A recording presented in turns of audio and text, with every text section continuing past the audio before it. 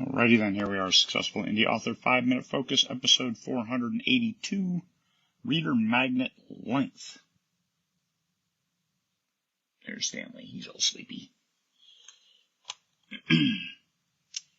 Alright, what do we mean by reader magnet length? What is the optimal length of your reader magnet in order to draw the most and best readers to you?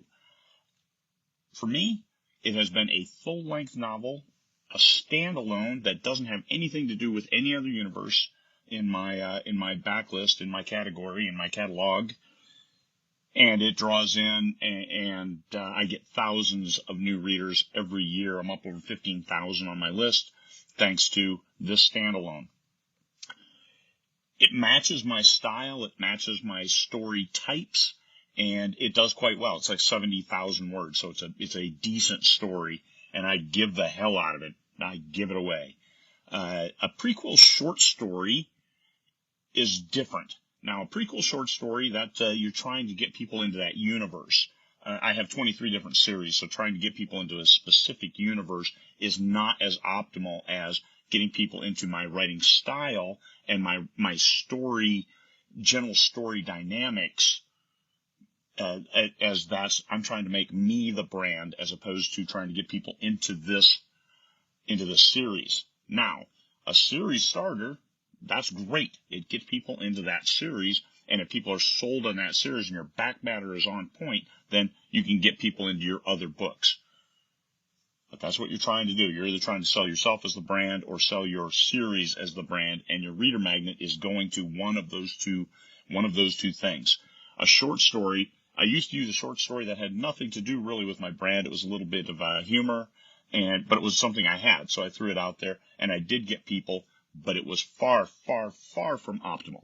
So that cost me for a couple years. I was doing that until I started putting this full book, and then my newsletter list exploded.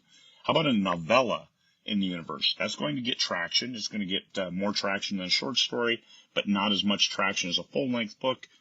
But still, it'll get people into that universe, and you can market it that way. Here's see the gateway to this great universe, this world that you want to come into and enjoy. The full-length book is going to be your best option if that's what you sell.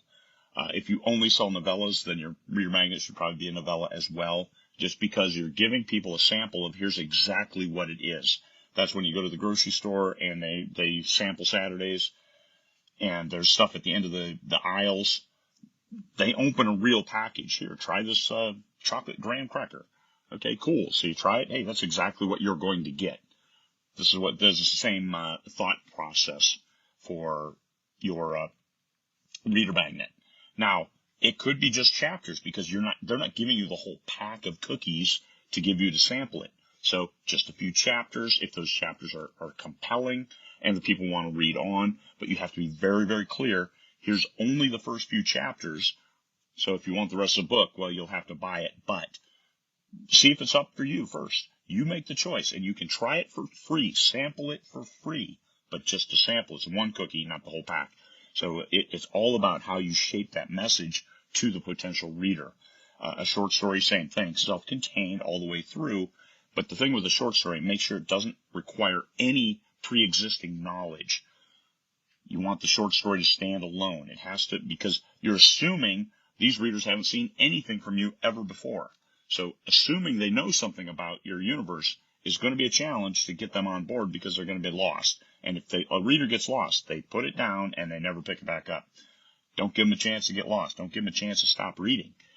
Keep that bit that you give them enticing. Whether it's a short story, just a few chapters. You can do that on BookFunnel, just a few chapters. And then you pull the readers in. They have to give you their email in order to read those chapters. So it is a trade. It does cost them something, their email. And that reader magnet, I know a lot of people do the perma-free. Perma-free, I think, is falling off the viability spectrum, unless you've had it that way for a while. But you can market that very narrowly into a readership. If you just make it perma-free and cast it as wide as you possibly can, you're going to get a lot of bad reviews. You're going to get a lot of downloads and not a lot of people reading it.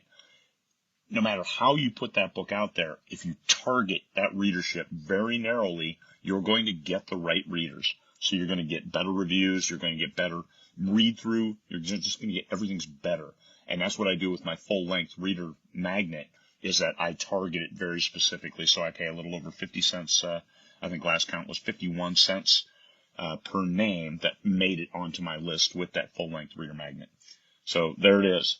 You're trying to sell, but what is the right length? The right length for your readers that are enticed to then go into your other stuff. That's what you want. You get their email, and they keep reading, and now you have them, and so you can carry on that conversation with them about, hey, what about the next book? What about the next series? What about this? So a new book is coming out. All of that stuff, you can carry on that one-on-one conversation with them, and that's how you build that foundation of readership to launch higher and higher with each new release. All right. Hopefully that helps. Peace, fellow humans.